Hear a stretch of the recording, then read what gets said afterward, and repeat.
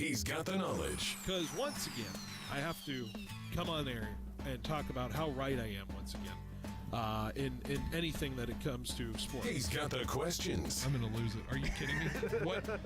What are we doing here? He's got the guests. 20th head coach in Fresno State history here, man. Is it hard to believe sometimes still, the 20th head coach here in program history? It's all moved really quickly here over the course of the last 5-6 weeks. But super excited to be here. Phil Benotti is the voice for the Central Valley sports leader. Behind the Bench starts now. Brought to you by Helena Agri. That's right. Behind the Bench here on 1430 ESPN Fresno, the Valley's local sports leader, here live on a Tuesday. Happy Tuesday, everyone who is here, listening on 1430 ESPN, listening on the 1430 ESPN app, listening on 1430 ESPNFresno.com, the website where you can listen to us as all of our shows live and on demand here on the platform of networks that we have. We're also live on YouTube. What up, YouTube audience? As we have our show live streaming video-wise here on 1430 ESPN. We also have it on Facebook and Twitch as well. So good to have you, the streaming audience, here on 1430 ESPN. Good to be here for another edition. It is 3:03 right here on the dot. It is July 29th on this wonderful Tuesday. Hope you're doing well. Hope you're enjoying yourself as you get ready to finish up your day, finish up your work day. If you're listening here on 1430 ESPN, thanks for letting us be a part of your afternoon, get you set up for the evening of sports. Good show for you today. 2 hours of programming we will offer for you today before we take you up to Giants pregame at 6:15. Sponsors to get to, of course, we have the Lee's Air Hotline. 559-320-1430 is the way to reach us on the Lee's Air Hotline. Like I said, 559-320-1430, the way to reach us here for the show. If you want to call in, be a part of the conversation, that is the way you reach us on the program. We also have our weather check, sponsored by Lee's Air Plumbing and Heating and Roofing. It's 95 degrees today, getting up to 96 potentially. We're going to be hovering around those high 90s for quite a bit the next few days, so hang in there. It's going to be pretty much the same for the most part. It's summer. It's Fresno. It's the Central Valley. This is what you sign up for when you live here. So anyways, there you go, 96 on the docket for today. We also have our 3 o'clock sponsor, the Clovis Truck Center, brought to you by the 3 o'clock hour brought to you by Clovis Truck Center, formerly known as Linex Clovis. They're the first, the biggest, and still the best in the Central Valley. And now they are bigger than the bedliner. Clovis Truck Center, just a couple days left before you will miss out on the opportunity to save $50 over at Clovis Truck Center. That's right. If you go visit Clovis Truck Center, tell them Phil Benotti sent you, then you will get $50 off your visit over there. Clovis Truck Center is found just south of the Clovis Rodeo Grounds in Old Town Clovis. Be sure to visit my friends over at Clovis Truck Center today. Want to give a special shout out to some sponsors that are going to be part of our NFL training camp experience tomorrow. That's right. We are heading over to NFL training camp for the Los Angeles Rams tomorrow. The reason why we're only 2 hours today is because we are leaving earlier. We're killing the 5 o'clock hour. We're heading on our way down to L.A. to make sure we make that trip possible. But we are wanting to thank our sponsors who are allowing this to happen: FFB Bank, Clovis Truck Center, Thiessen Duker, KFC, and Banyan Tree, and Grizzly Pharmacy. So those are the folks that are helping us make things happen over there for our L.A. Rams trip. We'll be there tomorrow, and we are going to have a live edition of Behind the Bench tomorrow. Special edition of Behind the Bench tomorrow following the Giants game. That's right. Giants are going to start us off in the afternoon, 12:45 first pitch, live from San Francisco. And then after that, at around 4 p.m., yours truly will have Rams training camp live on location from Loyola Marymount with all kinds of interviews and exclusive coverage from yours truly here for another edition of Behind the Bench. Should be a lot of fun. It's going to be a whirlwind couple of days, but we're excited to be heading down there, and we'll be talking about that momentarily. We'll What do we got on the show today? Well, we got a lot to talk about on the show today. We've got a couple of guests coming on the show for the 2-hour program. Coming up in about 10 minutes, we'll have Fresno State men's golf coach Chad Spencer in to talk about the golf season coming up. Get a chance to meet with him and talk about what's exciting about Fresno State golf this year on the men's side. Also, in the second hour, we will have KMPH's Gabe Camarillo, who no Fresno State camp today, but we'll discuss what we have learned from the first few days of Fresno State camp and where the interest is as far as the football season is concerned and how things are shaping up for this roster that is set to play at Kansas in a little over 3 weeks, a little over 4 weeks from today. So we're looking forward to it, looking forward to all of that. We're going to do our 50 days of 50 State in 50 days trivia today. We will discuss the Rams. We'll discuss all of the different things coming up. But first, we have to start off with the topic of the day. And it was fascinating walking into the office this morning because we had a lot to discuss as far as the sport world is concerned. First thing I do, of course, is I sit down at my desk. I get ready for the day. And usually Jorge's right around the same time as me, and Jorge did shuffle in right at the same time as I did, basically, and sat at the desk. I utter maybe 2 words out of my mouth to Jorge, like, man, the Giants, something like that. And Jorge is singing a different tune today, although it takes a whole afternoon maybe to change things up. But Jorge, I believe from my experience this morning that you have lost the faith of the Giants after one day, after their loss 6-5. You had a rough reaction to it this morning. Are you still feeling the sentiment, or have you calmed down from your outrage this morning?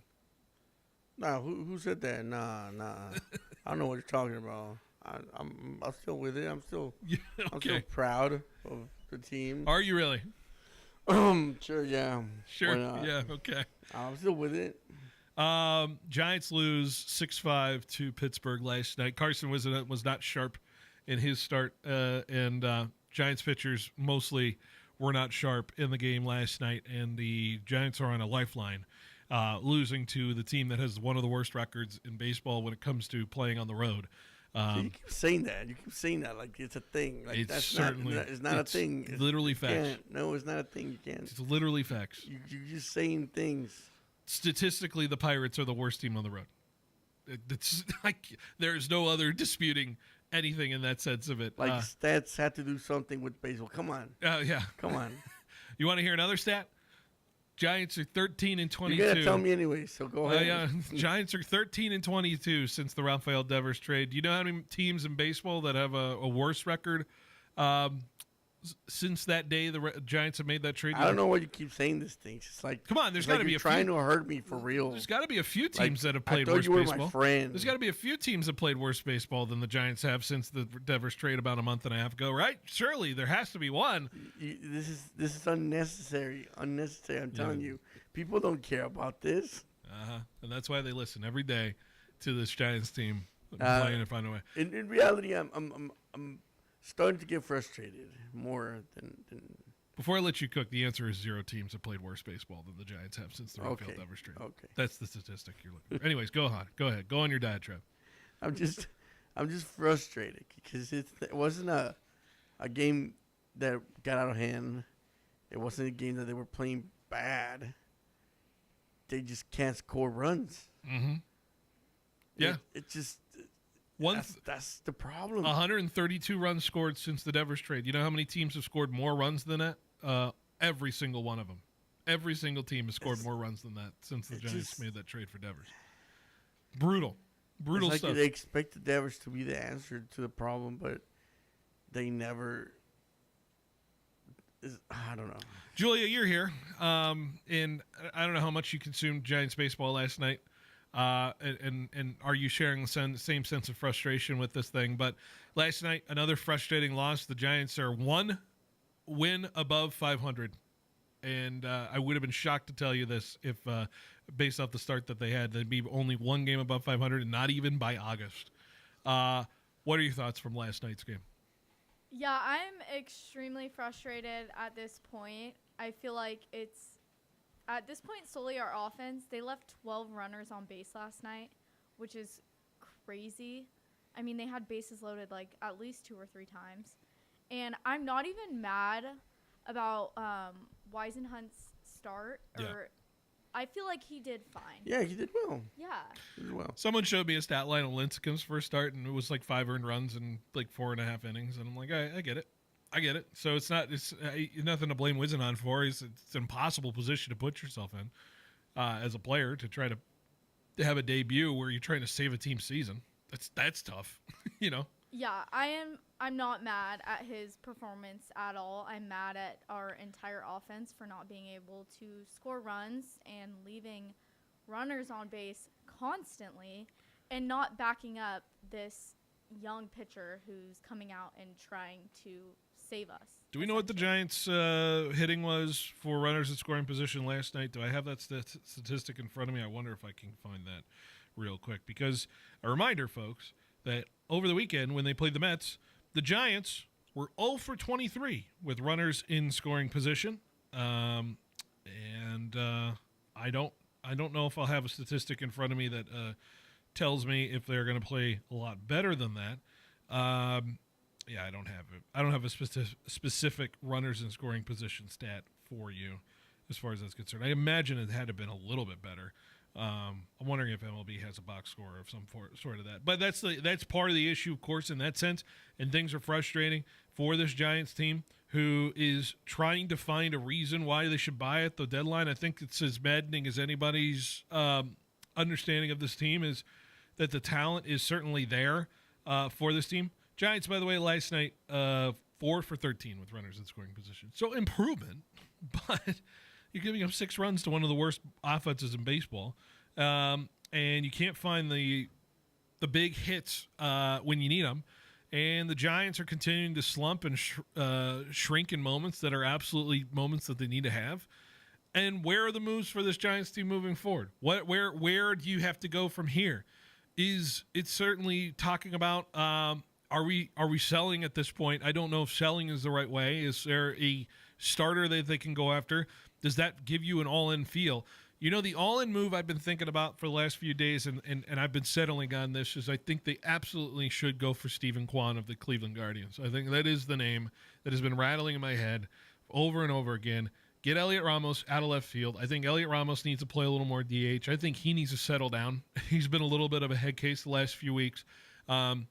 Get Devers to play a little more first. Get Dom Smith in the rotation. Get a rotation of Wilmer and Elliott on the DH side of things. I think Stephen Kwan, who makes contact, raises pitch counts for players, pitchers specifically, can frustrate the opposing team.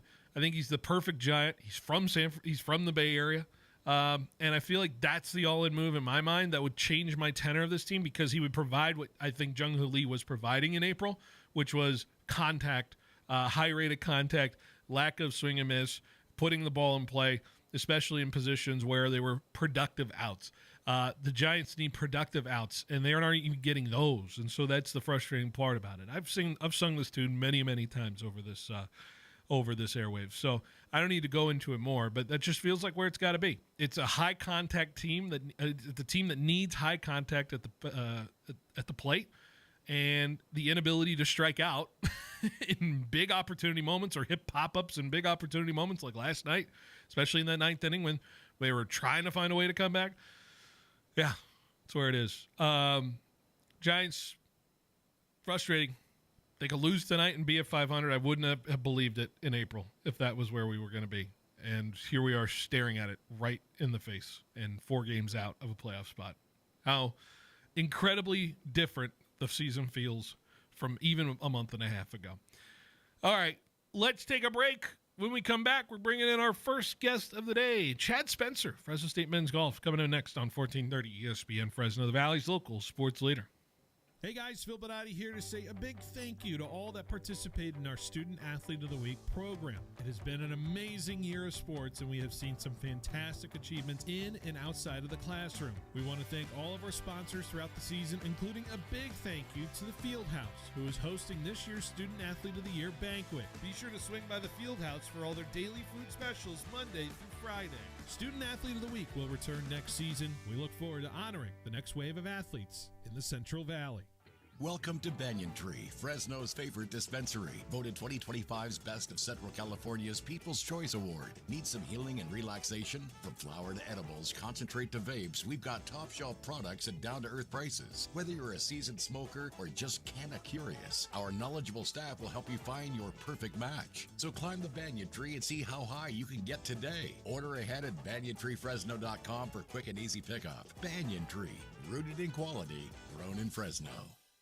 No matter the time, morning, noon, or night, Black Bear Diner in Fresno has you covered. Breakfast, lunch, and dinner served all day just the way you like it. At Black Bear Diner in Fresno, you can count on them serving up hearty portions that satisfy even the hungriest appetites. Plus, the little Cubs can enjoy their brand new Cubs Corner too. So gather your family and friends, bring your appetite, and make it a meal to remember at Black Bear Diner in Fresno, corner of Sean Marty. Black Bear Diner. The Fashion Furniture experience includes all of the latest innovations in youth furniture, from bunk beds to homework desks, storage to study. It's the most imaginative use of space you've ever seen. If you're looking for youth furniture options, check out the Kids World collection at Fashion Furniture. There's nothing like it in all of California. On El Paso across from River Park. Hey, Dad, have you thought about what we talked about? You mean Thiessen-Duker Modern Wealth Management? Modern sounds complicated. Look, you've got money, but it's all over the place. That's complicated, and your money could be working smarter for you. Thiessen-Duker uses advanced software designed to analyze how your different assets can work together toward your goals. You'd be surprised what a few simple adjustments can make. A lot of other advisors don't even use this technology. And it wasn't complicated? Thiessen-Duker made it simple. And now my accounts are streamlined too. I go to thiesenduker.com, click on the Account View tab, and I can see all my accounts in one place. Oh, your mom would love that. Yeah, and so will you. That's what Thiessen-Duker can do for you. Modern Wealth Management. I'm in, son. Just visit thiesenduker.com and give them a call. The advisors of Thiessen-Duker Modern Wealth Management are registered representatives with and securities offered through LPL Financial, member FINRA SIPC. Sports fans, whether you're gearing up for your next adventure or simply searching for the perfect ride, Ed Dina's Auto Center has you covered. Now, let's hear from the 2018 Mountain West champion, Marcus McMarion. Hey, it's Marcus McMarion. At Ed Dina's Auto Center, they'll make car shopping as smooth as a game-winning play. Whether it's a truck, SUV, or the car of your dreams, their incredible team is here to guide you every step of the way. Ed Dina's Auto Center in Dinuba and now in Visalia off Mooney Boulevard. Online at eddinasautocenter.com. Welcome to A+ Signs. Thanks. Yeah, I need some custom exterior signs for my business. Great. What's the name of your business? C+ Signs. Wait, you own a sign company? Yep, C+ Signs. And you want us, A+ Signs, to make your signs? Yeah, I need them really fast, and we can't touch our turnaround times. We are kind of known for that. For signs that stop traffic, drive traffic, and even direct traffic, call A+ Signs. Remember, A+ has great technicians to service and repair signs, too. Yeah, we got a guy, but he's afraid of ladders.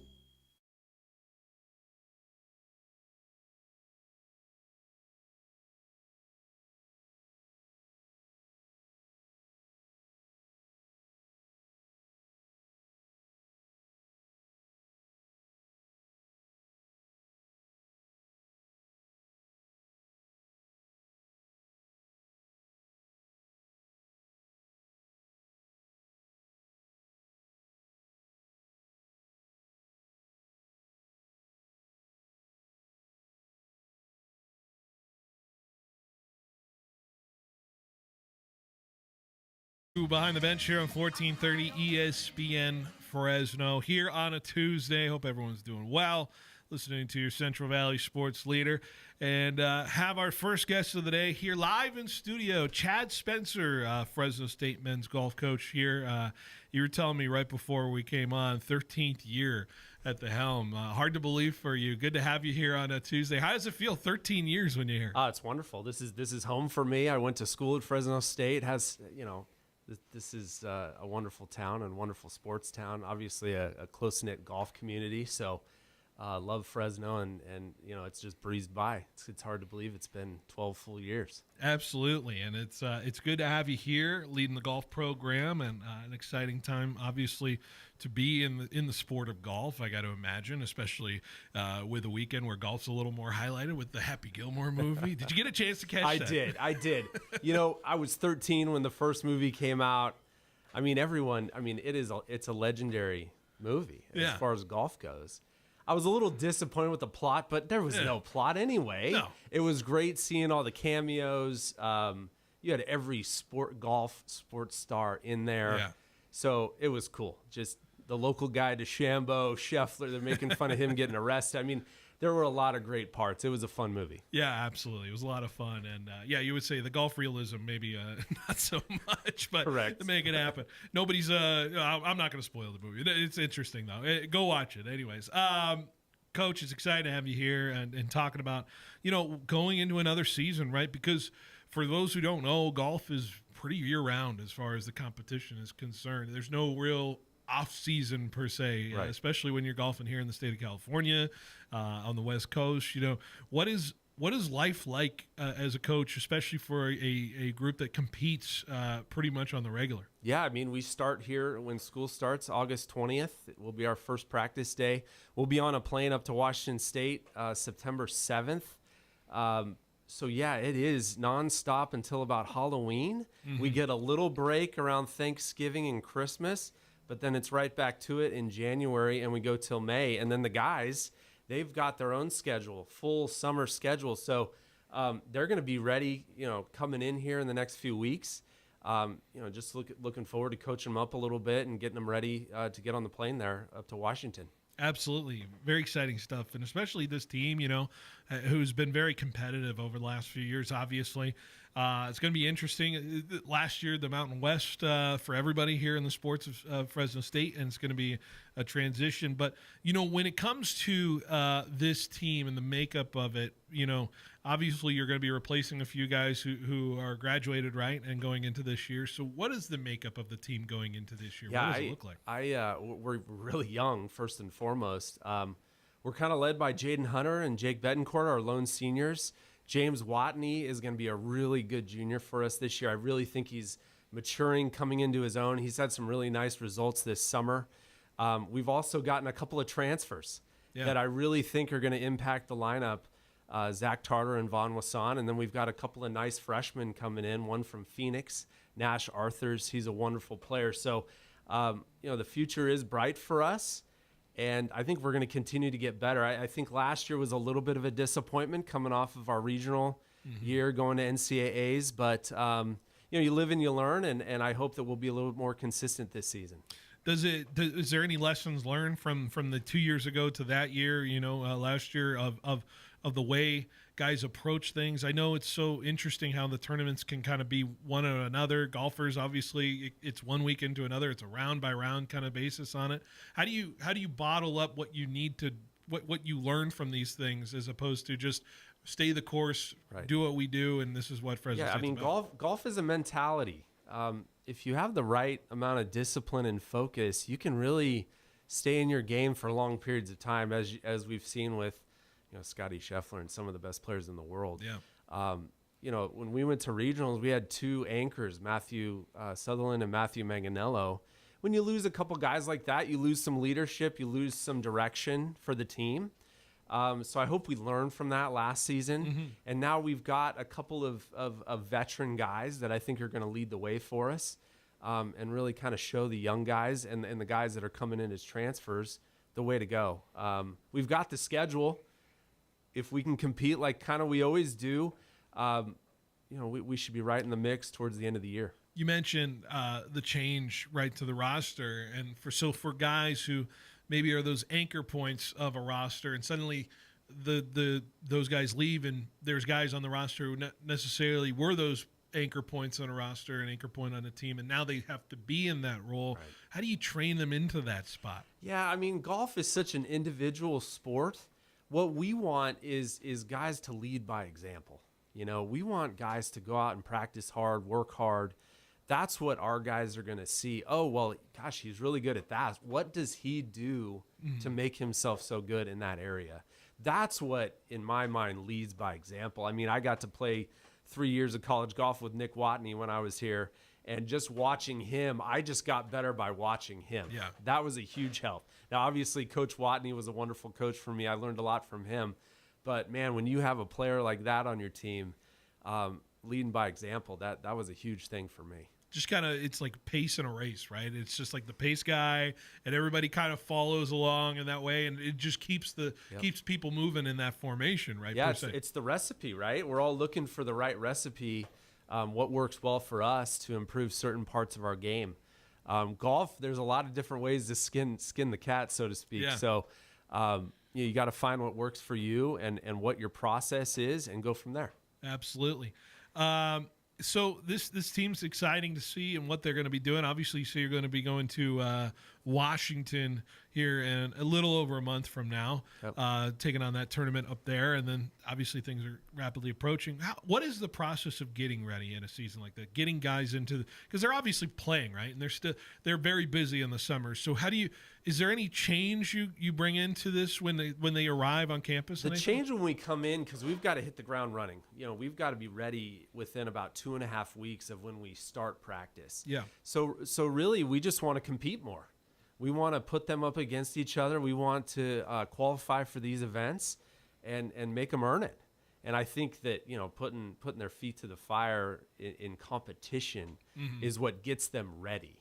I think for the most part, they are going to be ready because they have been playing high-level amateur golf this summer.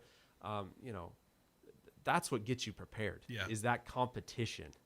Do you feel it coming out of the summer from these guys? Do you feel like they come off the summer a little bit like they're jacked excited, up, ready to go? Yeah. Well, I mean, we call it Christmas Day, the first day of school, because we hand out all of our goodies. Yeah. You know, shoes and apparel and belts and anything, you know, you can think of, they're going to get that day. So they're already kind of pumped up for that kind of stuff.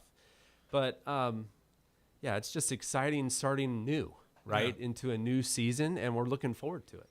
What are those practices like? Those first few, you know, is it the guys trying to show what they've changed or show what they've worked on, or what is it like? Is it a little peacocking a little bit sometimes at the practices to start? I don't think so. I hope that they're showing everyone how much they've improved over the break. To me, that would be peacocking, right? Yeah. Is to beat them in competition. Not only do we compete on the golf course when we're qualifying for tournaments, but we're competing in practice every day. I mean, just like any other sport, we're going to have competitions. Yeah. And that's what matters in this game. Can you beat people? Everyone can sit on the driving range and hit a good 8-iron. Yeah. But can you do it when it matters? That's what we want. Absolutely. I'm fascinated about the world of college golf lately, right? Because I feel like there's been more attention to it. A lot of people are picking this path, you know, seeing where it kind of goes as far as this. What has been different about college golf, even since I know COVID was a different matter in it, but since then, in this last 5 years, what does college golf look like from your perspective? Well, for one, I mean, it's become exponentially popular since COVID. Yeah. The game is as popular as it's ever been. We have more kids, more athletes playing golf. I feel like we're recruiting a higher level golfer than we ever have, which hopefully will continue. Yeah.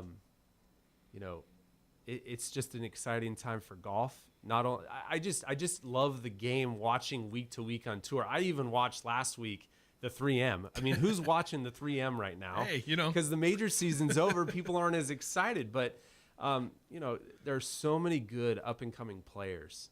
You know, I even keep tabs on the Americas Tour because we've got a couple of alums, Alex Lee and Matthew Manganello, to name a couple that are out there that we're trying to root on to go up the ladder to the PGA Tour. Yeah. So it's just a good time, and I think a lot of the sports are like that right now. Yeah, the popularity for sure, obviously, and it just seems like there's more attention to it, especially more access to watching what these kids can be capable of and what they're doing. Do you feel like if you golfed in this era, do you feel like things would be different a little bit as an athlete when you were growing up and competing back when you were younger, or do you feel like this era of golf is a little bit different? It's way better. Yeah. The depth, the parity in the fields are insane. Yeah. When I played here, I was a 72.2 to 72.9 stroke average. So that would barely make our team now. And I played number 1 or 2. Now this was 20 plus years ago. Yeah. It's just a different game now. Everybody hits it 300 plus yards. Mm-hmm. Everyone has pretty good hands. What I'm helping our guys with, get the ball in the hole and let's pick a good process, a good mental process out on the golf course. These guys' golf swings are as good as, their access to technology, their access to TrackMans, their access to YouTube. Even YouTube golf, you can digest this stuff 24/7 now. Yeah. There's no lack of that. So, yeah. Guys are coming in more prepared than they ever have. It's fascinating, right? The evolution of the golfer and the way the access to the technology, obviously you mentioned, the equipment, the ability to really bomb these things as far as down the fairway. So when you know that the talent is there and everybody's kind of working on all of that, I imagine your role as a coach is the strategy part. Know when to attack, know when to pick your spots, know when to know when you can make the shot you can make and when you can't. And how much is that a battle for you as a coach? It's everything. Yeah. I think the theme for our season is going to be maturity.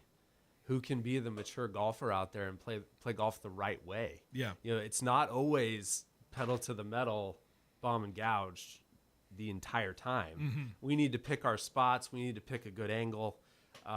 We need to make sure that we're not short-sighting ourselves. Just the basics of the game so that it's easier. I can get the ball up and down. I'm not three-putting. Eliminating bogeys is what we're trying to do. These guys make a ton of birdies. Yeah. So can we eliminate the mistakes? Well, you mentioned it, right? When you're watching all these tour events, and obviously the guy who's doing it all right now is Scotty, and Scotty's the guy who makes pars. It's what keeps him in tournaments. It's not sexy, certainly it's not eagles and whatever that's happening right there, but the par keeps you in the game, and you just steady Eddie it through these tournaments. Is it hard to teach young golfers like that to see that? Yes. Yeah. It's maturity. The only way to learn is to live through it. Yeah. And then the next go around, hopefully we're going to be better. We understand what's going on so we can take care of that. Scotty is number 1 in the world because he's number 1 at bogey avoidance. Yeah. He doesn't make bogeys. Yes, he makes a lot of birdies, but the putting, that's why he's won the last 2 majors. Mm-hmm. He's putting finally. Yeah. Look at how scary it is when he makes a few putts. And the bogey bounce back too. Even when he does, it's the bogey bounce back too.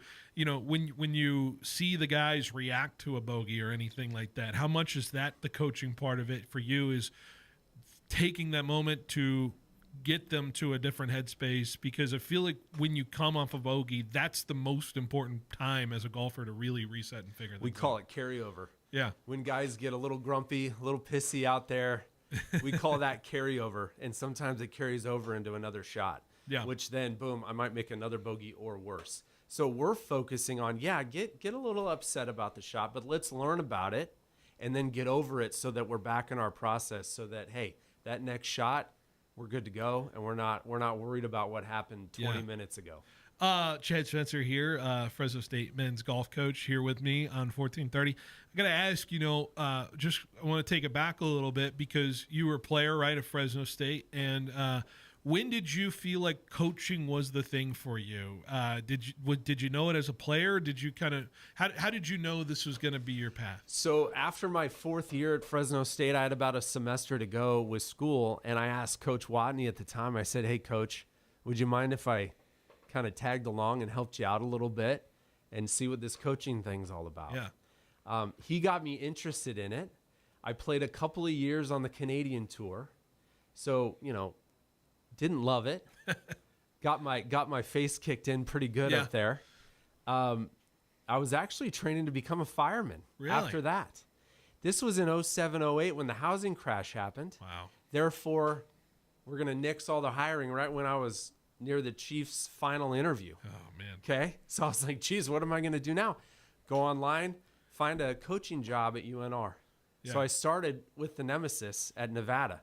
So I was there for 5 years. I love the aspect of seeing these guys come in as young men and leaving as men. Mm-hmm. And that, I think, is our number one priority as coaches, is give them a heck of an experience, graduate the player, and then let's see him grow up and mature through that process. That to me is the most rewarding process, and I hope we're not going to lose it with NIL and other things. That it makes me a little bit nervous, but I think if I do my job, that's what my intention will be forever. Absolutely. Your time at UNR, I mean, how much do you credit to where you are now from that experience? Even though you say you coached for the enemy, you know, but luckily you found home, right? But you obviously have to credit that time, right? That where it formed you. What was like the biggest thing that kind of turned, you know, obviously made you realize, you know, what was the knack for you as far as coaching is concerned? Well, try recruiting golf to a cold weather school. Yeah. That was the knack that I learned, was how to recruit. You know, yeah, they're in the high desert. The falls are beautiful up there, but winter and springs are long up there, especially when you're trying to go out and practice. Mm-hmm. So that was my knack, was learning how to recruit in that weather. And, you know, when we're down in California in Fresno, it's kind of nice. Oh, you got 12 months a year. When it's 365, yeah, that definitely helps the recruiting process for a few of them. Absolutely. Well, you know, it's fascinating to watch the evolution of everything. You mentioned the NIL part of it. Is there any set of worry about, you mentioned it a little bit in the getting into the golf, or do you feel like recruiting now is still somewhat in the same vein as recruiting back then? How is that process changing for you as you try to navigate it as much as many other college coaches have navigated it? I don't think it's changed much, as long as you find the kid that you're looking for, right? Mm-hmm. I think if it's a right fit, that won't make it. I don't think it'll be a problem. But again, if times change and everyone's kind of expecting a certain payout or thing, then it's going to make it challenging. But no, I think that we've been pretty fortunate in our recruiting and in the portal as well. So I hope we can keep that going. Absolutely. Yeah. You guys get ready to go for the first tournament of the year. You're going to be in Washington State's home tournament, sounds like September 9th and September 10th. Of course, the one guy home tournament you get, the Watney Invitational. Yep. How awesome is that to put on every year? And do the guys count down the days from the day the season starts? Well, especially when we win. So we won the Watney last February, and that's the first time since I was on the team in 2002. So that was nice to get that monkey off the back, off my back, and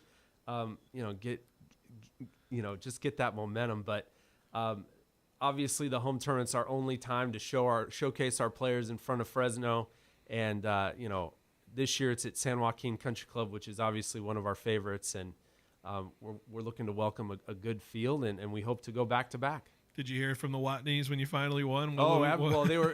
Coach is there, and coach is wonderful. He still helps our scoring, and he volunteers for our events. So he was front row seat, and he was just as excited as we were. I bet you it was awesome to have a Watney on the team to win the Watney. Yeah. I mean, James has been a great addition to the team. Yeah. He's a wonderful kid, and he's got some nice lineage. Absolutely. So, we're looking forward to him this year, I think, stepping up and being one of our top couple of players. I'll leave it at this question, and then we'll wrap it up here. What are you looking forward to most about what this season is for the Fresno State men's golf program? Yeah, I just think we need to get back to basics. We need to get back to what makes us good. We added some players that I think is going to add some depth, which is more competition, which is going to breed more success. So maturity, let's remain focused on what we're trying to do, and I think we're going to have a lot of success. Well, we look forward to it, Coach, and we're excited to see what the Bulldogs do on the links this year. Should be a lot of fun once again. Chad, appreciate it as always, and you're always welcome back. Thanks for having me. Appreciate it. Absolutely. Chad Spencer of Fresno State men's golf here on 1430. We'll take a quick break. We'll be right back with more Behind the Bench right after this on 1430 ESPN Fresno, the Valley's local sports leader. Giants baseball is here. Chapman, it's a drive out to left center field. At the wall, it is gone! Your home for Giants baseball lives on 1430 ESPN Fresno. Double play! And the inning is over. Catch all the action home and away on the Central Valley sports leader, Giants baseball. Brought to you by Patrick James, Pioneer Equipment, Der Manual Insurance, Ed Dinas, and Thiessen Duker.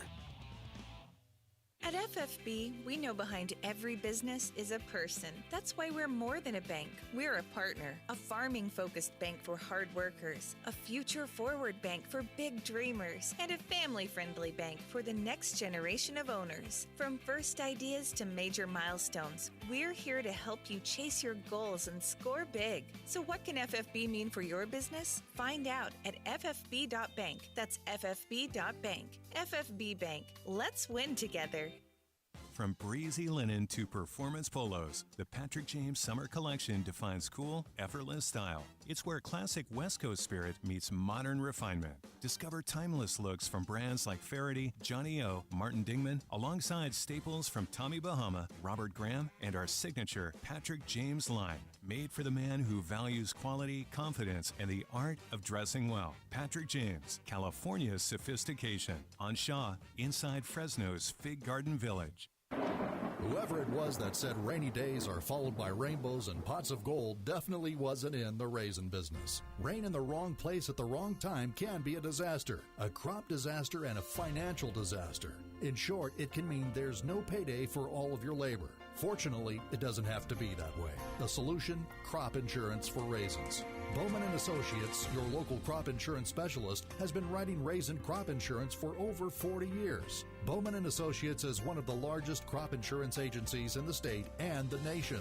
Call Roger, Kent, or Quinn Bowman today and let them design a policy customized to suit your individual growing needs. Time is running out to purchase raisin insurance. With the unstable weather patterns and the current low premium rates, now is the time to call Bowman & Associates at 499-2020. That's 499-2020. Bowman & Associates, the crop insurance specialist. License number OF64178. Hi, I'm Jim Schaefer with Helena Agri Enterprises. At Helena, we lead with agronomy, and crop health plays a crucial role in maximizing production. You can visit helenaagri.com to find your local Helena retailer and learn more about Helena's products and solutions. Summer temperatures and droughty conditions are rapidly approaching in the Central Valley, which isn't ideal for farming. These environmental stresses can impact yields significantly. So how do we fight against this? At Helena, we have a product called Megafol. Megafol contains a precision blend of plant extracts that improves crop vitality and helps defend against environmental stressors like heat and drought. So how does it work? Simply put, the plant extracts in Megafol upregulate genes that produce specific proteins in the crop. More of these proteins means the crop can function at a higher level under stress conditions and less energy is spent on recovery. At Helena, we lead with agronomy, and crop health plays a crucial role in maximizing production. You can visit helenaagri.com to find your local Helena retailer and learn more about Helena's products and solutions. Progressive knows RV owners like to travel at a nice, relaxing pace. Just like this commercial. They're not rushing to a departure gate at the airport because they depart from their driveway. And they can relax even more knowing they're protected by Progressive. Now here comes the fast part. Progressive Casualty Insurance Company and Affiliates.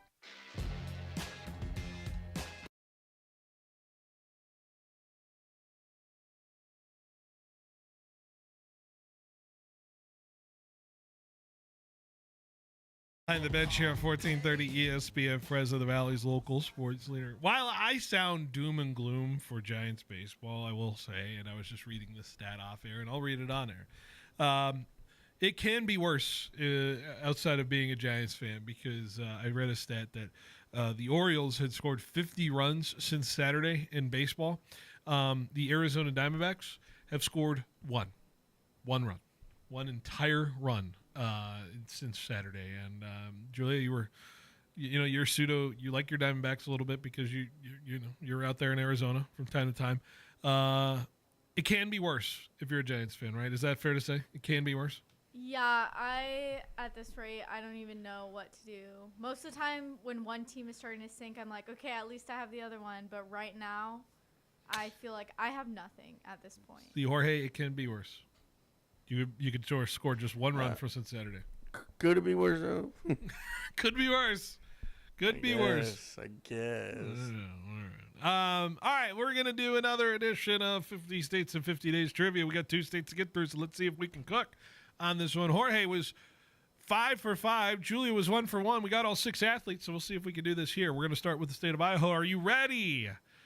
Let's do it.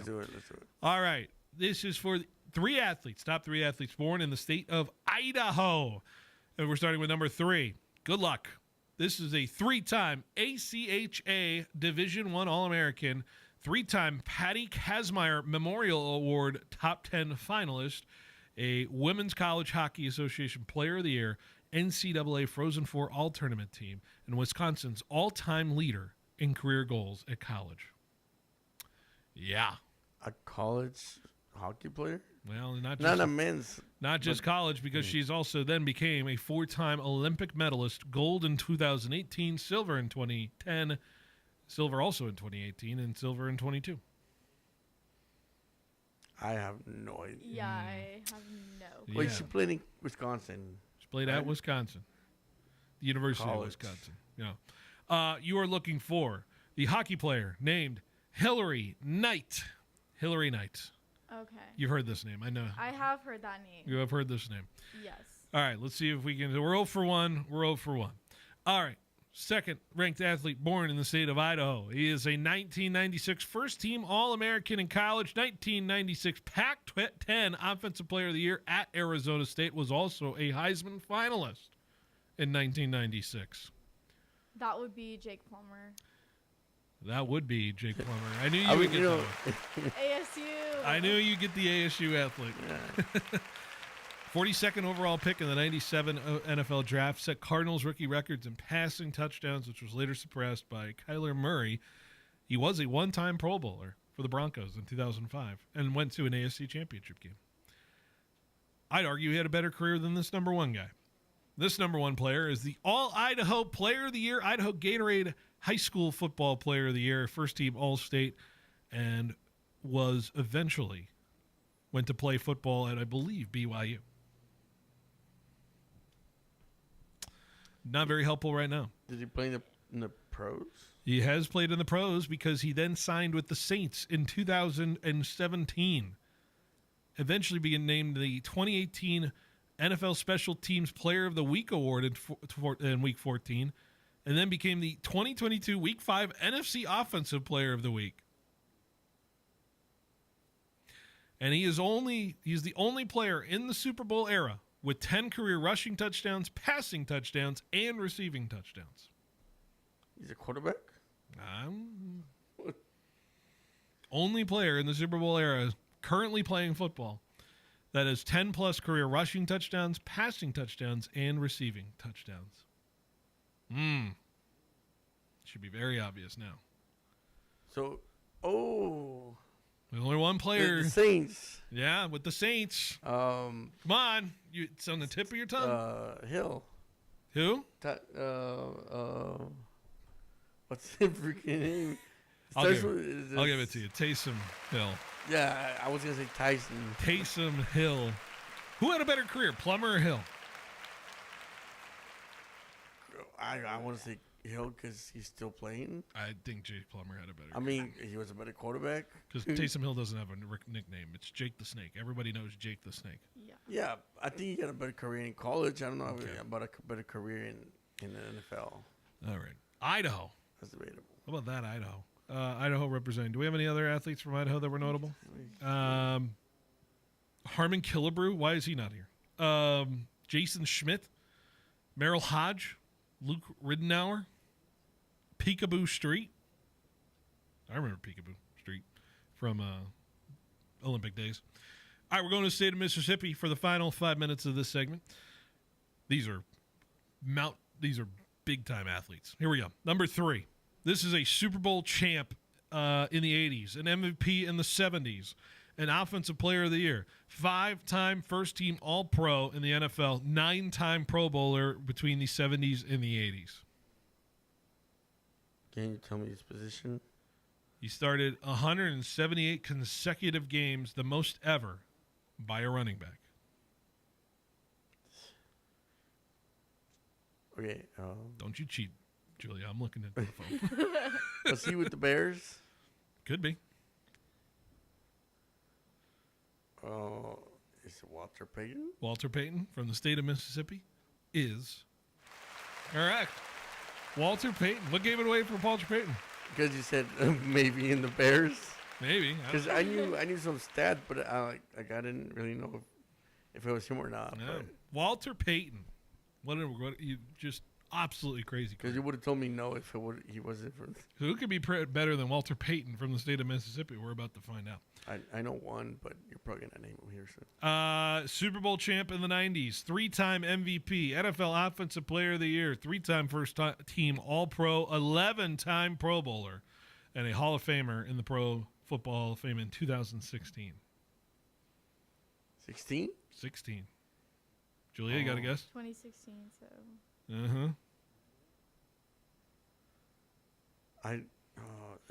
The first quarterback to throw 500 or more touchdown passes, as well as being the first to throw for over 70,000 passing yards. Quarterback in 16. Has started the most games consecutively ever in National Football League history. Okay. I'm trying to think of, like, my childhood. 16. Played predominantly in the 90s and the aughts. How many Super Bowls did he win? 1. Okay. Is it? From Mississippi. From Mississippi. He played. Come on. I think I know. Is it like Brett Favre? Is it Brett Favre? Yeah. It is Brett Favre. Favre. I feel like I gifted that a little bit. I feel like you guys had to be spoon-fed a little bit of that Yeah. one. Well, I had him or I was thinking Archie Manning because he's also from Mississippi. Right? Yeah. Archie Manning didn't win. Archie Manning's from Louisiana. Oh, Or is he from played. Mississippi? Yeah. Anyways, whatever. I don't know. He might be here. I don't. Oh yeah, you're right. He is from Mississippi. He's not on He this. played in Louisiana, but This number 1 athlete from Mississippi is also a Super Bowl champ. Actually, 3-time Super Bowl champ. An MVP of a Super Bowl. 2-time NFL Offensive Player of the Year. 10-time first-team All-Pro. 13-time Pro Bowler. And a Pro Football Hall of Famer in 2010. It's the GOAT. Who is it? The GOAT. Tell me. Jerry Rice. Jerry Rice is correct. Yes. Jerry Rice. Yeah, I knew you had that in the back pocket. Yeah. You were waiting because you knew Jerry Rice was from Mississippi. 10 Pro Bowls. Mississippi Valley State, is that correct? Right? Yeah. That's where he went? Yeah. Crazy. He had a crazy career there. Like the numbers are like I don't think they're ever gonna be broken. Him, like I'm trying to think of all like the weird because all the great wide receivers come from weird colleges, right? Like Small schools. Randy Moss went to Marshall, right? Small schools because one of the things they said is they developed the way to catch weird passes because their quarterbacks aren't that good. Yeah, so they just can catch anything. So yeah, and then when they get to the pros, they're more like they could catch from anywhere pretty much. Here are your list of notable athletes also from the state of Mississippi. Archie Manning, Demario Davis, Steve McNair, Chris Jones, A.J. Brown, D.K. Metcalf, Roy Oswalt, Justin Steele, Garrett Crochet, Chet Walker, Antonio McDyess, Lindsey Hunter, Al Jefferson, Mo Williams, Ruthie Bolton. NFL, man. Like, just NFL teams are fed from Mississippi. Pretty insane stuff there for the list there. All right. So there you go. 50 states and 50 days trivia. You guys went 5 for 6. You missed Hillary night. Yeah, I had no idea what it was. On Thursday, we're going to do it again. We're not going to do it for tomorrow's show, but on Thursday, we will have Minnesota and Ohio. So, all right. Okay. So a top 3 from either of those states. I think you have an idea of what Ohio's going to look like, but but I'll digress. Anyways, All right, we got another hour of our show coming up here on 1430. And when we come back, we'll do a little Rams deep dive preview into our trip for tomorrow, what we're most excited about, all that stuff. Stay with us. More Behind the Bench rolls along here on 1430 ESPN Fresno, the Valley's local sports leader. Listen to your Fresno Grizzlies on ESPN Radio. That's right. Select games will be on 1430 and 790 ESPN Radio, your local sports leader. The Fresno Grizzlies at Chikchinsi Park are always entertaining. Now hear them compete on the radio. Spending your time at the ballpark with the family is always a great time. So be sure to check out as many home games as you can this season. Check out 1430ESPNFresno.com for game times and more. And keep it right here on 1430 ESPN Radio, your local sports leader. Roger Dunn has the new Callaway Paradigm AI smoke drivers to take your game to the next level. State-of-the-art technology. They've created the most advanced driver face in the history of Callaway Golf. The AI Smart Face is designed to create a sweet spot, and not just the center, but all over the face. AI smoke drivers, fairway irons, and putters.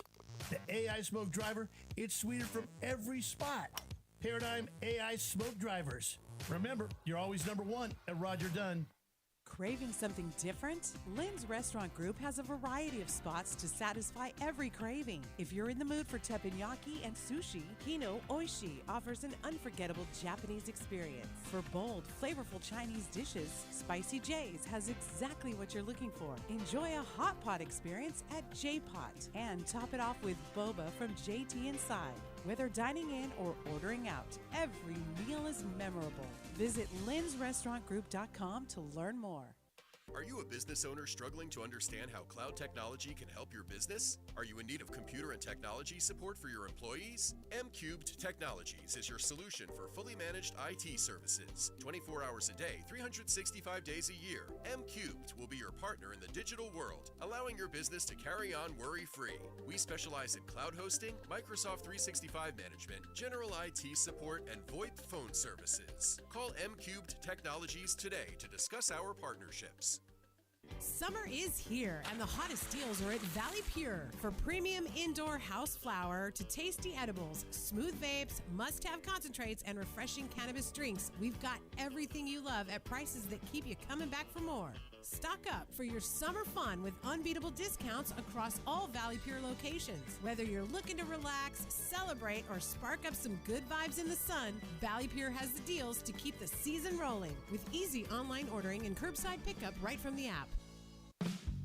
Tune in every weekday to the Sportsline Bulldog Hour with Tony D, brought to you by Precision Civil Engineering. Be sure to listen at 2 p.m. to hear everything you need to know about Fresno State Athletics. Don't miss out on the insight and conversations you need to stay up on the Bulldogs with insiders like Paul Leffler, Jackson Moore, and Ralph Wood. If it's 2 p.m., it's the Bulldog Hour with Tony D, each weekday on 1430 ESPN Fresno.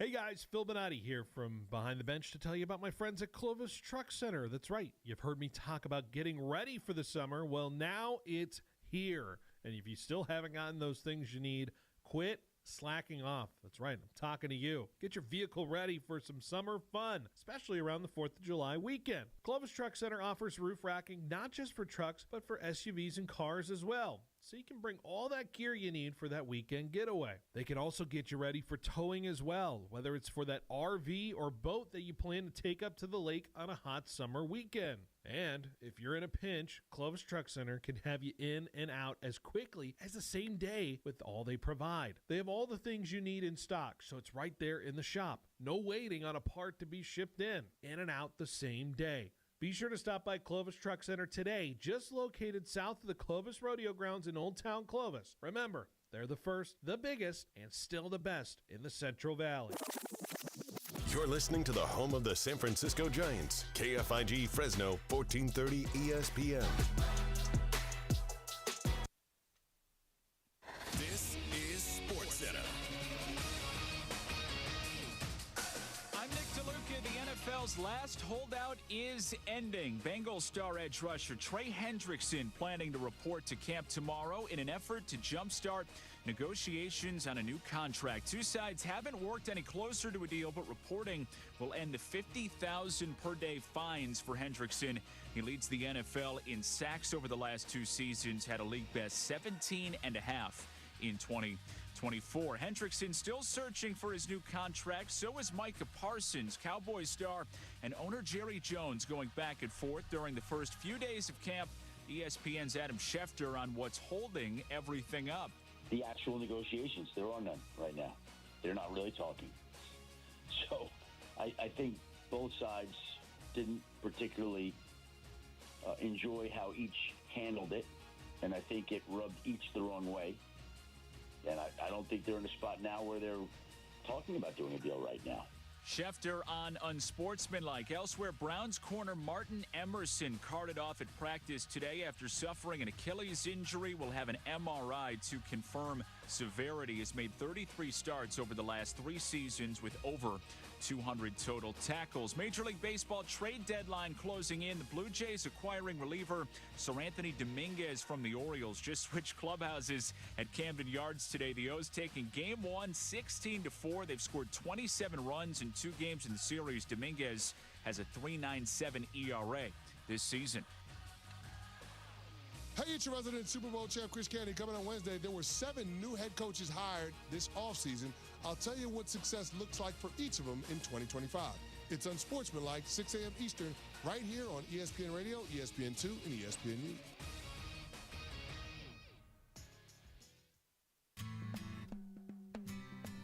He's got the knowledge. Because once again, I have to come on there and talk about how right I am once again. In anything that it comes to sports. He's got the questions. I'm going to lose it. Are you kidding me? What are we doing here? He's got the guests. 20th head coach in Fresno State history here, man. Is it hard to believe sometimes still, the 20th head coach here in program history? It's all moved really quickly here over the course of the last 5-6 weeks, but super excited to be here. Phil Benotti is the voice for the Central Valley sports leader. Behind the Bench starts now. Brought to you by Helena Agri. That's right, Behind the Bench for one more hour here as we take you up to 5 o'clock today. That's right, 5 o'clock. I know we're normally going to 6 o'clock, usually on the docket, but quite simply, it is easier for us to get down to LA a little bit faster. We have to hit our time there, so we're trying to get down to LA. We're going to get down to LA for LA Rams training camp, which is going to be at Loyola Marymount tomorrow. So we'll be down there live for that show. But in order for us to do it, we're trying to leave at a certain time. So trying not to hit the traffic. We'll hit the traffic. I know that for a fact. But it's just a matter of not hitting the traffic. Traffic a day early instead of on the day. Yeah, we're God forbid we left the morning of. I would not have the strength in me to feel comfortable about doing it. So through that whole grapevine. There are not many things I don't trust less than the grapevine. There are not many things in the world I trust less than the grapevine. What else? I'm trying to think of anything else I would trust less than the grapevine, and making sure I get there on time. Not many things, right? Yeah, I'm thinking about it. Satan himself. That's about it. That's all I got. I don't trust many other things. So, anyways. Or GMs at trade deadlines. How about that one? Okay. Yeah. So, anyways, trying to make a joke here. One of this day in sports history real quick before we get into our Rams talk. This day in sports history. So yesterday was an interesting day because this was the day that yesterday was the day Barry Sanders abruptly retired from the National Football League. And I was pouring over his stats, and I got to respect the game a little bit more for Barry Sanders, and I got to understand that a lot of people really feel like Barry Sanders is the greatest running back of all time, pound for pound, whatever he's done. And, Jorge, you look at these ridiculous stats sometimes of Barry Sanders, and I sit here and I'm like, wow, he is the greatest running back of all time, in my opinion. I know Emmett has the accruement and the allotment of yardage and all of those statistics that are out there. But, Jorge, let me tell you these statistics before you rebuttal here. Barry Sanders had 15,269 yards in 10 seasons played in his career. Only 3 other guys have more. Frank Gore, Walter Payton, Emmitt Smith. Frank Gore played 16 years. Walter Payton played 13 years, and Emmitt Smith, who has 3,000 more yards than Barry Sanders did in 15 seasons. You surely, with Barry Sanders' pace, he would have passed that, no doubt. Sanders, I believe, is the only guy to rush for at least 1,100 yards in all 10 of his first 10 seasons there. So, do we have an argument? Barry Sanders, greatest running back ever? No, I agree with you.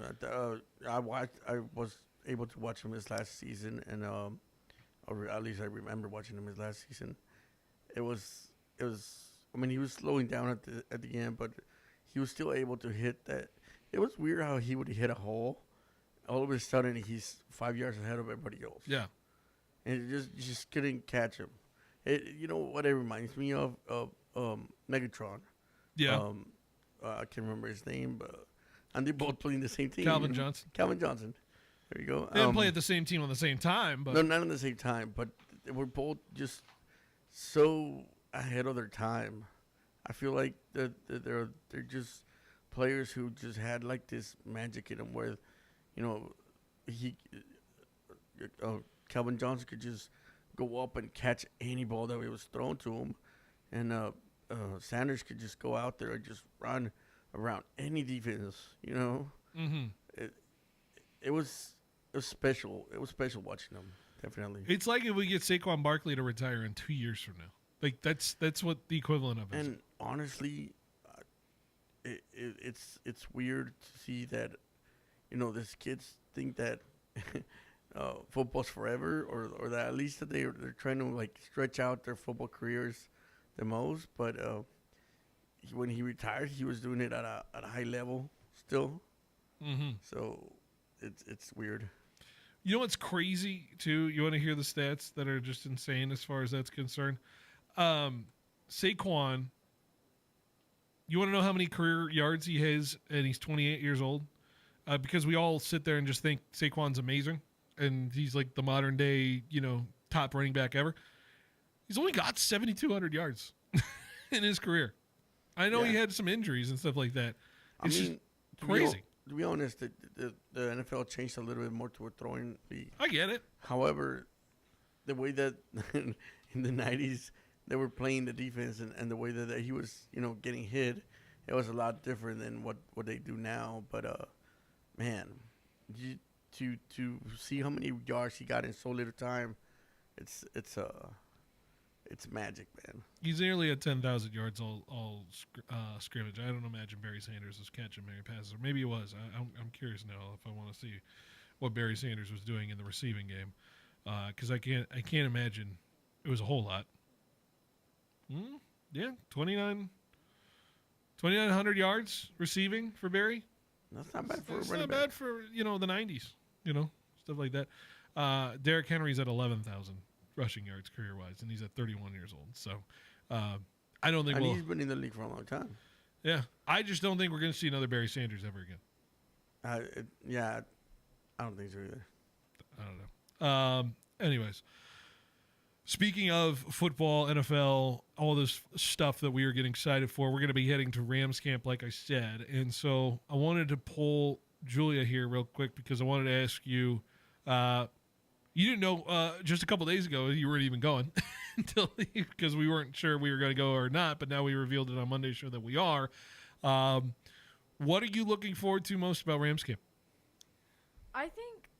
I'm looking forward to just the atmosphere and being, for one, in that situation. Like, I've never been, so I'm just looking forward to that and seeing, like, what it's like. Yeah. But also, like, on the football side of things, I'm looking forward to seeing, like, Devontae Adams and Puka Nacua and seeing them together.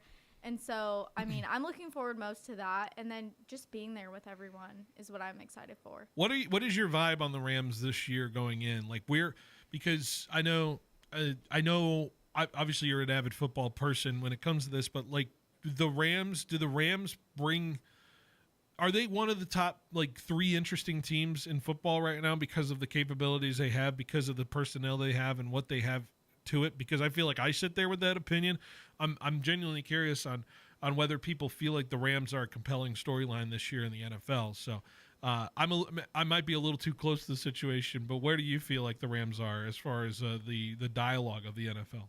See, I think they are a really interesting team. I mean, I was at the Vikings-Rams playoff game last year in Arizona, and, I thought the Vikings, personally, I'm a Vikings fan, so I thought we were going to beat the Rams real good, and we didn't. So I was like, okay, this Rams team is pretty good, and I think they can be good this year. I think they are an interesting team that I will be paying attention to.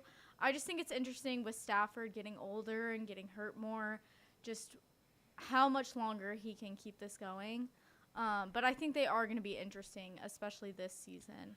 Yeah, we won't get to see Stafford throw, I believe, this week. He is sitting out of practice all week this week because of the back situation, which is something the Rams say can be handled and will be taken care of. And the plan is to have him for week 1 when they host the Texans. I do think it'll be interesting to see how connected the rest of the offense will look compared to without Stafford.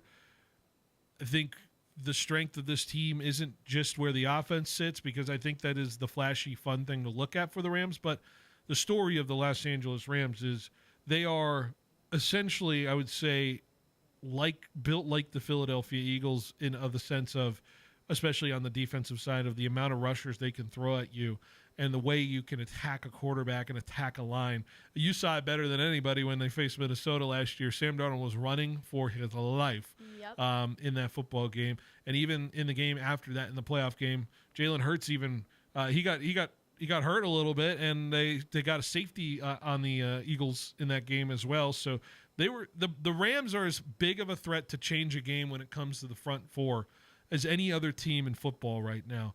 I would argue they're just on par with the Eagles as far as that threat is concerned. And when you have that, it's the equivalent to me of like having a really good quarterback there as well. When you have one of these things, you can win at least 9 games just based off the idea that you have a D-line that can just absolutely maul somebody. But when you have a good quarterback to great quarterback that can be on the other side, then you become an elite team. That's why the Eagles are a Super Bowl favorite right now. That's why the Chiefs are very good, because the Chiefs can go at it pressure-wise as far as the front 4, front 7 can do it as well. There's not many other teams I can think of that have that ability, in my opinion, to be able to do both things very well.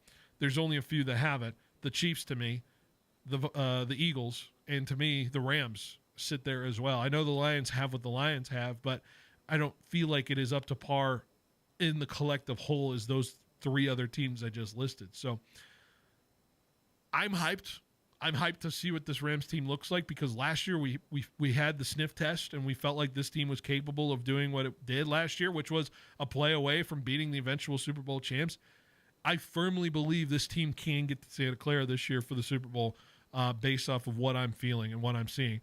I just hope it passes the sniff test tomorrow, because it's all observing, seeing how guys interact with each other.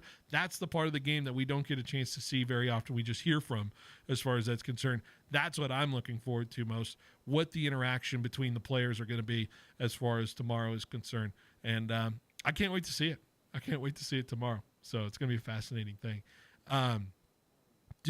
What's your most interesting thing about the Rams, you think? You mentioned the wide receivers and where they go in. Is that where you're going to target most for you, Julia, when you're looking at the Rams tomorrow? Yeah, I feel like specifically them. I think just because I like Devontae Adams, like hometown guy. Also just Puka Nacua has been so good, especially 2 years ago. So them, for me, I just feel like they're the flashy part. They're definitely going to be fun to look at. I think I'm also going to kind of observe the QB situation backup-wise, since we're not going to see Stafford with Jimmy G and Stetson Bennett. So I'm curious to see what that is kind of looking like in the case that Stafford were to get hurt or keep having this soreness that he has been having. Jorge, I know you'll be listening from afar, but the Rams are a compelling team. I know you're a Niners fan, so we'll try to keep it partial, but you do a good job at doing that. What is the most interesting thing in your mind as far as what the Rams are presenting for 2025? I think I want to see them all play cohesively as a team. They got the stars, they got the coach, they got the returning quarterback. Pretty much they're all set up for a good season, maybe even a great season. Now, can they all play along with each other? Can there be, a unison, all-together team that's going to have one goal in mind to go and make it all the way to the Super Bowl?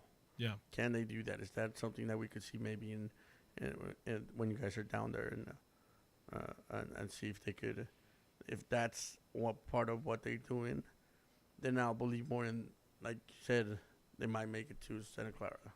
They might. They certainly could. I think that's going to be a distinct. There's a lot of advantages that the Rams present when it comes to the football field things. They just can't start slow like they did last year, or else I think we'd be seeing a bunch of playoff games at SoFi last year.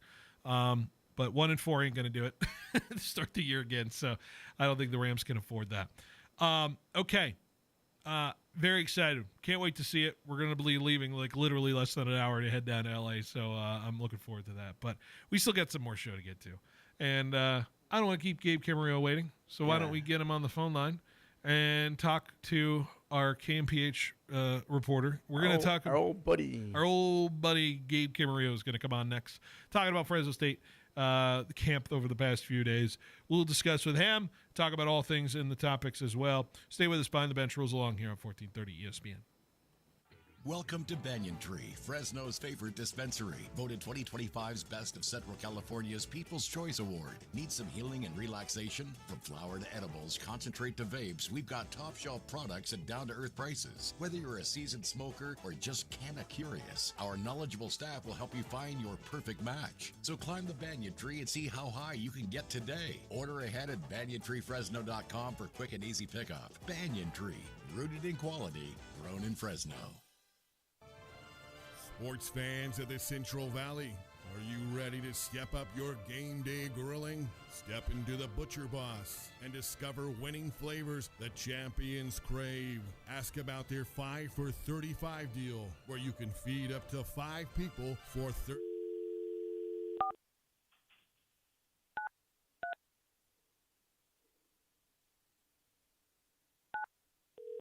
The number you have dialed is not in service.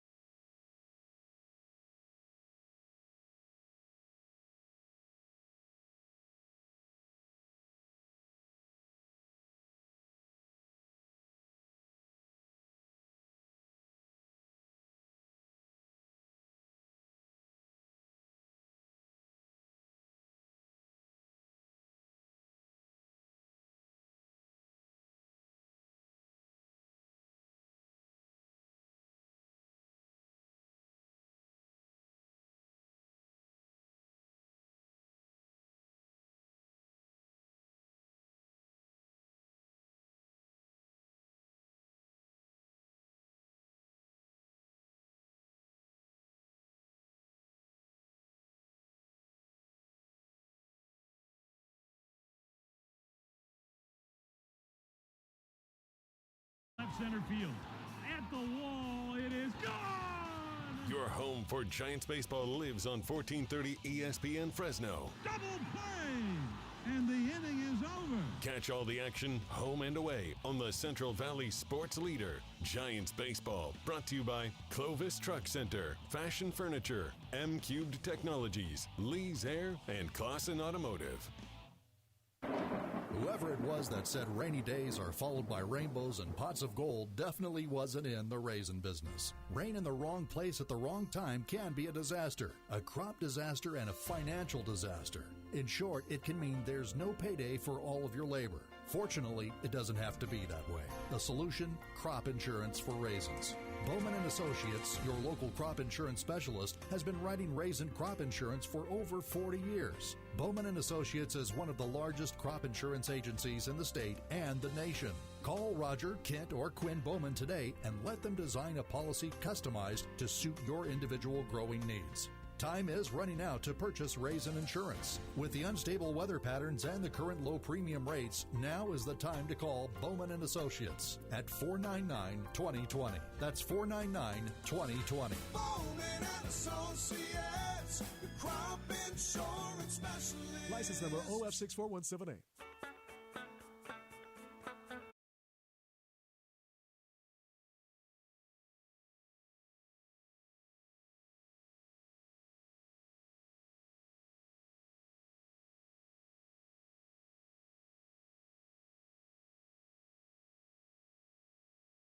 All right, welcome back to Behind the Bench here on 1430 ESPN Fresno, the Valley's local sports leader. Joined by our second guest of the day here on 1430 ESPN. It is our one and only KMPH's Gabe Camarillo, who joins us now on the Lee's Air Hotline. Gabe, how are you doing on this Tuesday? Hope you're doing well. I am staying indoors, and I'm staying cool, so I am doing well. You didn't have the camp to go visit today. I think they had the day off today, so you get a little bit of a break. Off, yep. You get a little bit of the break bit. from the sunlight, but Fresno State football players also getting a little bit of a break today as well. So good to talk to you. Even though it's my day off, when you texted me this morning asking me to come on and talk about Bulldog football, I was so excited. Like, this is an easy. I'm okay with turning on the laptop for an hour to gather my thoughts and then talking to you on my day off any day of the week. Hey, it's vacation when you enjoy it, right? That's what it is. The day off when you enjoy it. So, I got to imagine you were very thrilled, obviously, at the idea. I was noticing. Obviously, we had camp last week that started for Fresno State, but we started way earlier in the calendar than we're used to, right? So, I got to imagine you were already ready to lick your chops at covering football. So, yeah. I was so excited for fall camp. Literally video me dancing on the first day of fall camp with how excited I was. saw that video. Not too bad. All right. Well, let's talk about it, right? Because it's exciting to have Fresno State getting ready and off and running here, and they are ready to go as far as getting set for facing Kansas in little less than a month from now. What is the big thing you were looking for when you walked into camp over the last few days? What was the biggest thing you were looking for? I think there's the obvious story. Maybe go with the obvious story and then the not so obvious story in your mind. Well, the reason why I was so excited was of all the storylines. Like, there really was the major quarterback question that we had going in, and it was made a question because as soon as Joshua Wood goes to Idaho, and for a split second, you think, oh, it's E.J. Warner's job outright, unless Jaden Mandel has a huge summer, which he has, but more on him later. Then they get Carson Conklin right away. As soon as Conklin enters the portal, he tells, my station that Fresno State was right there the next morning, the night after he entered the portal with an offer. And it was a matter of within 12 to 24 hours, Conklin was a Bulldog after he just stopped being a Hornet. So this Fresno State staff really believes in Carson Conklin. He's confident that he has some skills over the other guys, but then you also look at E.J. Warner and the experience that he's built over his career. So he is the active career passing yard leader in college football. And second place is Mikey Keene, which is pretty funny that Mikey Keene is second career active, not all time, but of the active college quarterbacks in the FBS, E.J. Warner had more passing yards than all of them. So I think that's a strong statement to how much experience he has. And then, obviously, Jaden Mandel is the third wild card option and it's confirmed is a legitimate starting quarterback candidate. And I guess maybe people thought he would have a step behind the other guys because Conklin had over 1,000 snaps last year as Sac State starting quarterback. E.J. Warner's built a long career of starts. But Jaden Mandel's right here in the mix with them, which shows the potential and talent that Jaden Mandel has. And Mandel looks really good out there. He looks leaner, bouncier, and a strong arm he's always had. Yeah. What do you think? And I'll follow up with this. We hear a lot about what Coach Entz's personality is going to be with this team and what he wants as far as the controlling the line of scrimmage, controlling the ball, not looking to be what we may have seen over the last 10 years with a Tedford style or a DeRuyter style team that's going to be hitting deep shots left and right. I'm sure we'll see deep attacks here and there, but Is it just simply about having the quarterback who's going to be the one that is going to just make sure this thing goes well, as opposed to putting us in poor positions? And do you think that wins it out as far as the camp is concerned? That could be very well what it is, because that's what Matt Ensis said himself. Like, whoever can make sure that they make the simple plays, the simple reads, not the hero plays. He said, like, those would be the guys who could be the starting quarterback. And that was back in spring ball, so maybe the stance has changed. But I think all three of them are capable of doing that, especially Warner, because he's done that similar role. He's been a game manager for the Rice Owls and the Temple Owls. I think it's funny he's played for two Owls. But that's E.J. Warner's role as game manager. Like, he's done that before at this previous stops. The question you might have is, can he do that at a championship level?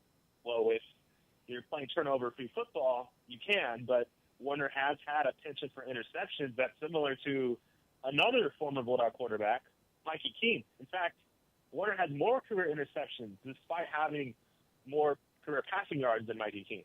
So, yeah. I mean, is the turnover bug going to hurt Warner in some of these games? Is a fair question. That's probably why the coaching staff brought in Carson Conklin, because you got to transfer in December, but then when Josh Wood leaves, the need to get another transfer says that the coaching staff is evaluating multiple options to make sure they get the right choice. And I think that's good, because in this day and age, with this kind of roster they have, they could win right away with the right quarterback. It's been interesting, right? Because it's been a little bit. I mean, we had the Mikey Keene quarterback competition that we had before with Keene versus Fife, I believe, a couple of years ago, right? And so now, but since then, we've really Haener was fighting for it as a quarterback battle. You've been seeing a few of these quarterback battles before. Is this good for a team going into a season? Because it feels like the more successful seasons we have are usually when we have a quarterback battle that sits at the top of the start of the season. It's interesting. It's funny you mention that, because I was just thinking about that before. 2023, this reminded me so much of that offseason. That's fall camp, because Mikey Keene was the new guy, and Logan Fife was also considered a contender because he had filled in for Haener the year before when Haener went down, and he got that huge San Jose State win that started the winning streak they went on. Mm-hmm. The point is, what's funny about that 2023 offseason was we were similarly asking, well, will they pick the returning guy that knows Tedford's offense, or will they pick this newcomer who's come from UCF, Mikey Keene? And they went with Mikey Keene, and they started the season, I think, 8-1, and were ranked twice. So, like that, we could see that with this transfer quarterback. That's what I'm saying. The roster is good. In this day and age, you can win right away with a transfer quarterback. In fact, if a school knows that better than anyone, it's Fresno State. Look at McMarion and Haener, right? So they can win this year if they get the right guy under center, because they got a solid running game. They got a really promising defense and a defensive coordinator whose record at Northern Illinois was having one of the best defenses statistically in the country. So they have the right pieces around the quarterback, I believe. But then there's that huge question at receiver, because there's so many guys not in that position as well. So, I mean, we can talk about that if you want next. Or yeah, is that your underrated storyline? If we want to allude to that, because I think the clear and obvious thing was at the quarterback position, but is that your underrated storyline going in? A little bit, because you lost so many good guys like Jalen Moss and Raylan Sharp. If you had them on this year's team, we're talking about championship favorites, right?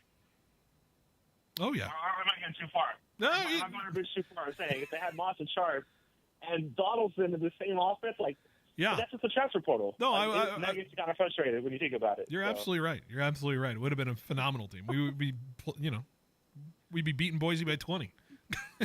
So with that being said, that's why that's the biggest question. Nothing against what Matt Entz has done and these coaches have done. It's just the world that we live in, the day and age. Transfer portal can wreck a team's chances in like subtle ways, or he can make a team's chances like when Ashton Jeanty chose not to transfer and he stayed at Boise State and carried Boise State literally to the CFP. So that being said, that's why receiver is a huge question mark. But Josiah Freeman has a lot of talent and could be wide receiver one.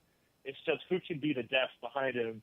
And that was a position that this staff targeted in the portal. They got two guys that caught my eyes because they came from the ACC. Yeah. You got Maryland. Well, is Maryland in the ACC? Forgive me, I could be wrong. Maryland's Big Ten, right? Big Ten, or they? They had Ezekiel Abbott. Yeah, they're Big Ten. Abbott, who is a receiver guy now from Fresno State, that's getting a lot of praise I'm hearing around camp from different media outlets like myself and just from the coaches. So here's that name, Ezekiel Abbott, and remember it for the fall. And then Jaleel McClain, when he transferred to Fresno State, I thought that was a sneaky good pickup because he comes from Louisville, and he built a rapport with some of the Louisville guys there. But it just never really clicked for him. He never got the playing time. So I felt like those two guys coming from the Big Ten and the ACC were solid pickups. But can they play right away? Typically, Fresno State does get a receiver transfer that makes an impact soon. Like, think about the Shark last year, Jalen Gill the year before, Nico Remigio, the most famous one. Yeah. There's been a history of these. So if Fresno State keeps that trend up, then you can easily replace the huge losses of Raylan Sharp and Jalen Moss. Well, can I alleviate the pressure on the wide receivers by pointing out the fact that I think we may be utilizing the tight end position a little bit more in the receiving game?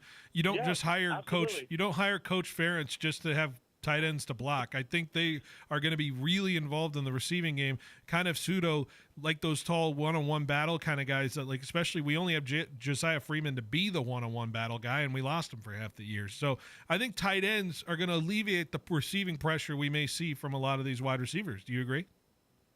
Richie Anderson, that's another name to know. Like, he did not get as much play time because I don't think McCann really utilized tight ends. He utilized a lot of screens. Utilized a lot of other offensive concepts. It was the quick bubble screens on the outside, no tight ends being involved in anything. Right, and that's why there were some key struggle spots running the football. But not with this offense, not with this philosophy of Josh Davis, the OC, saying to be a championship team, you have to run the football. That's not a question, it's a fact. So that's what he believes. That's why they're going to run the ball more than I believe last year's offensive coach did.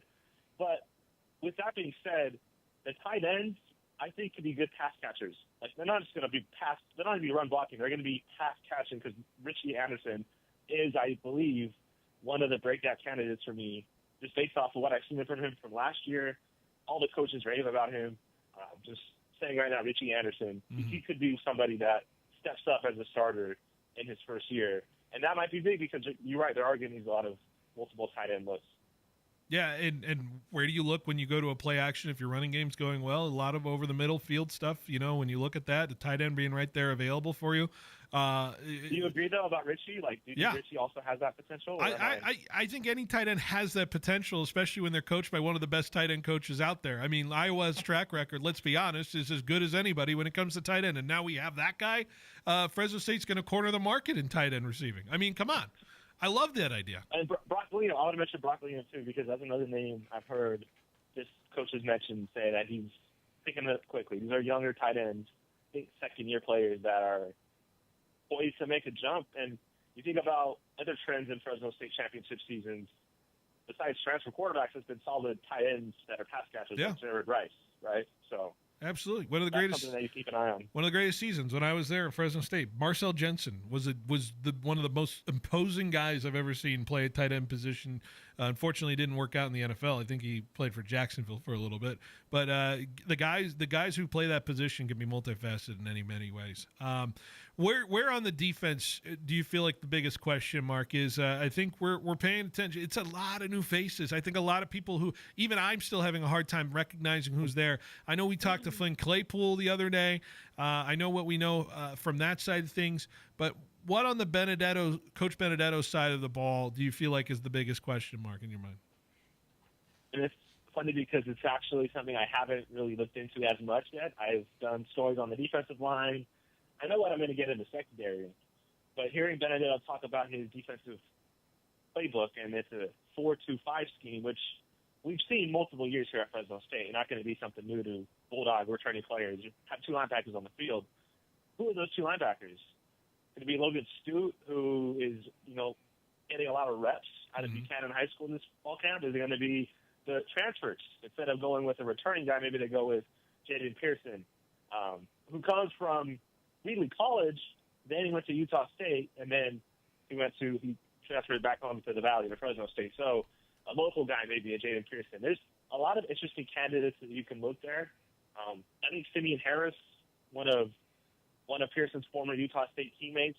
He could play a different kind of role than nickelback as that fifth guy in the secondary. So just some of the new guys I feel like are the questions for me. Like, can these guys step up right away? Similarly, we have seen defensive transfers step in and play right away for the Bulldogs. Yeah. Tyson Maeva was one of them at 21. Deron Bland is the most famous one probably right now playing in the NFL. So these guys could step in and make an immediate impact. Fresno State attracting all this NFL talent also breeds NFL talent, if that makes sense. Like, they're attracting guys who look at Fresno State as a stepping stone to the NFL. Because look at Lavelle Bailey making noise in Denver Broncos camp, and I think that's helping Fresno State land a lot of these pretty good transfers. Well, you segued right to the next topic, which we have a lot of little stories coming out of camp that is good, I guess. It sounds like good news to a lot of the Fresno State guys. So I'm wondering if you want to do some quick hitters on these from what we pulled yesterday. So saw some video. Jalen Cropper's getting a lot of look in the first unit for the Cowboys. He's catching some passes from Dak Prescott Jr. Jalen Marino Cropper. He's getting looks in the first unit. What do you make of that? Have you seen the videos of that? No, it's really early to own camp. Yeah. It's July. I honestly don't try to watch as much of the training camp stuff now because by mid-August, those guys could be off the team. It's just how cutthroat it is to go to the NFL, right? Yeah. It could be one practice and then the next day you're not there anymore. And what I thought was interesting, though, speaking of former Fresno State guys who are competing for jobs, Jake Haener. Yeah, he's a fascinating and a very realistic quarterback candidate. Not somebody who you look at and say, "Oh, yeah, sure, he's competing for the job, but he's third on the depth chart right now." No, he's mixing it up with Tyler Shaw from Louisville and Rattler, who it still bewilders me that Jake Haener and Spencer Rattler, after watching the quarterback documentary on Netflix and seeing Spencer Rattler, I think it's crazy that those two guys, knowing both guys almost personally now, through TV and through covering them, that's interesting. Is it really going to be Jake Haener in that first lead spot? Are we really drinking that Kool-Aid? I'm hesitant on this. What, Coach? So you're asking me about Jalen Cropper getting first team reps? That's what I'm saying. Cowboys, but you're not going to mention Haener getting first team reps. Well, it's one guy has a more realistic chance because one guy doesn't have George Pickens and CeeDee Lamb. I was just going team by team. Let's be honest with you, but I buried the lead with Haener. You're right. I made that mistake. No, you're fine because I was thinking Cropper, it is good he's getting his time, but he's not going to get it. He's not going to see the field. There's a lot of talented receivers on that depth chart. But he's a Cowboys fan, so it is cool that he is playing for his childhood team in training camp in Oxnard. But that's just really hard. Haener has a much more direct path to finding an NFL starting spot than I think any of the guys that we're talking about. Lavelle Bailey might actually find a starting spot pretty soon, I should be honest, because he's a very rangy guy. Yeah. What about I think that's you could replace Haener, could replace Carr for being Fresno State's starting quarterback in the NFL. What about our Fresno State guys in Kansas City, the Delanas and the Remigios of the world? I think Delana could follow the Remigio path. Delana could be like what Remigio was last year, where he's not a starter, but he comes in on special teams. He comes in returning punts, essentially. Delana's speed is going to be his meal ticket right now because he is such a quick, straight-line runner. I still think about that play at the Rose Bowl, every other month, catching Kaz Allen. So that's going to be what keeps him on NFL rosters, I believe. I'm trying to think of the other ones I had in the lexicon as far as that's concerned. I think, there's some Deron Bland stuff about him. You mentioned him earlier. Deron Bland, they asked him about extension. He wants to be in Dallas. We know how the Dallas Cowboys go about extensions. Would you predict in a year or two, is he still going to be a Dallas Cowboy, or do you feel Deron Bland could get payday somewhere else? Yeah. As a Raider fan, it's great to see him put on the silver and black and be close to Fresno State, but I think the Raiders have already been or done that with former Bulldogs. So I would honestly say stay with the Cowboys. I think he has the chance with how he started his career. Not too long ago, he was first-team All-Pro with the most pick sixes in NFL history for a season. He could go back to that level this season. Last year was riddled with injuries.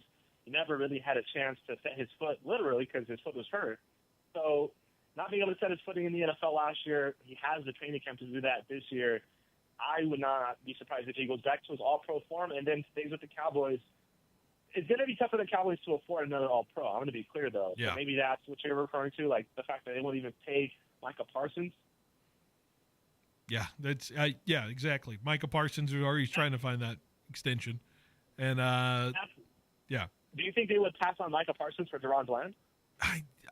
I just wonder what is value. To me, Micah Parsons' position is much more of a position of value. I think as good as Deron Bland's been, I feel like secondary guys can move around a lot more in the NFL than a significantly good pass rusher, in my opinion. It's hard for me to believe that Cowboys would actually let Micah Parsons go. But they signed everyone else. So what does that tell Micah Parsons that? Yeah. They signed Dak Prescott. They signed CeeDee Lamb.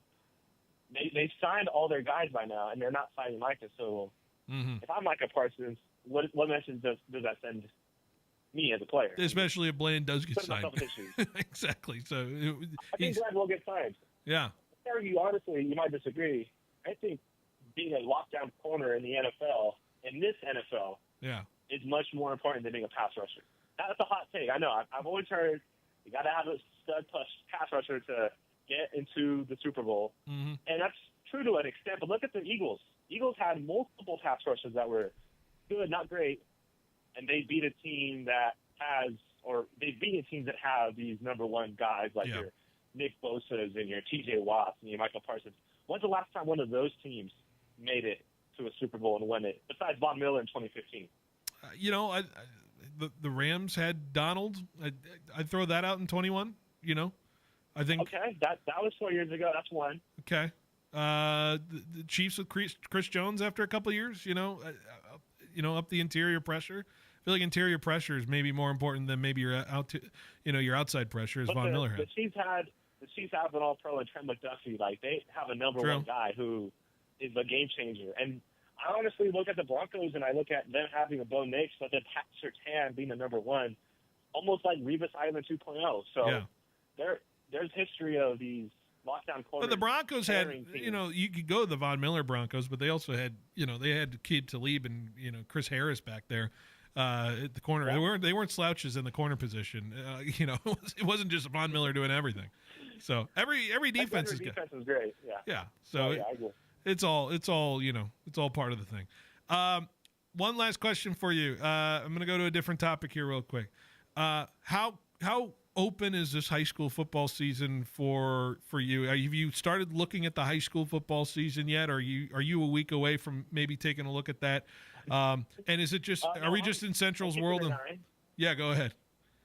Are we in Central's world of winning games? Might be. They have a lot coming back, but the one thing about high school football in this area is never the same year to year. That's what I've noticed. Since the early Central dynasty, which was fueled with Brett Tompkins touchdowns and young Xavier Worthy on those teams that won state titles. Since then, it's been an era of parity. A lot of Bakersfield schools have won it. Liberty's done it multiple times back to back, 21, 22.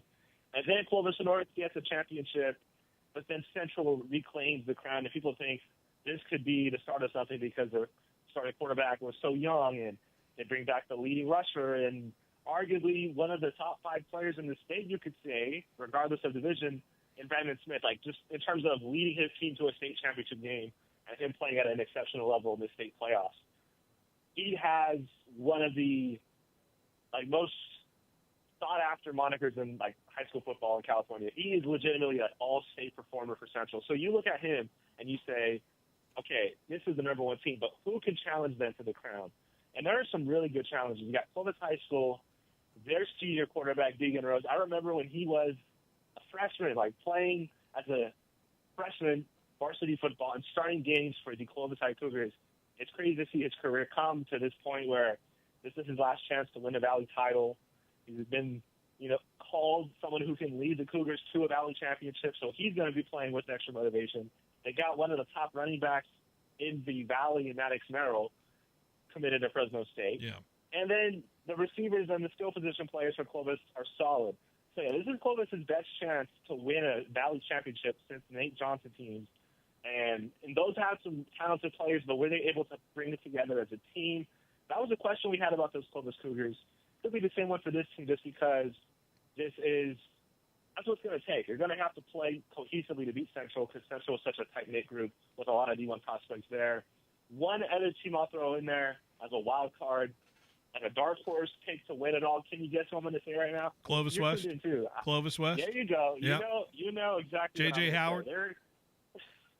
They're possessing maybe a top 5 talented quarterback in this past 10 years.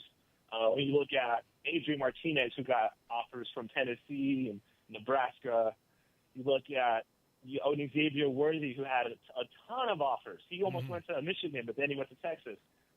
J.J. Howard is in that category with how many offers he's picked up. Now, those are scholarship offers from Oregon, from Utah, BYU, Miami. Yeah. So there's a lot of blue bloods in there. But then you keep in mind, what does he do on the field to earn them? You're not just getting these offers just for fun. No one really gets them in this area. JJ's getting them because as a freshman, he was so big for his age, so strong with an arm that a lot of coaches are loving. That's why he's getting these offers, because he has a really special arm to throw the deep ball with ease. Now you're seeing him also run like a Vince Young type of quarterback, kind of just barreling through guys. Like, he can grow into this role as a dual threat quarterback if that's what the offense calls him to do.